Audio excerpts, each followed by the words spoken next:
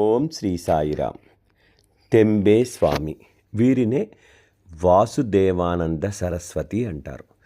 శ్రీ సాయి సచ్చరిత్రలో 51 అధ్యాయంలో ఉన్నది చూడండి వీరి పేరు.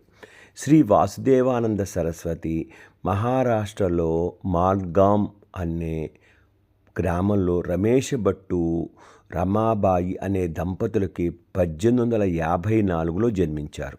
వీరు సాయిబాబాకు నమస్కారములు చెప్పగా సాయిబాబా వీరిని నా సోదరుడు అని సంబోధించారు. వీరు దత్తస్వామి ఆదేశానుసారం శ్రీ గురుచరిత్రను సంస్కృతంలో రచించారు. వీరు 1914లో గుజరాత్లో నందా నది ఒడ్డున తన శరీరాన్ని విసర్జన చేశారు. అంటే దత్తస్వామిలో ఐక్యం చెందారు.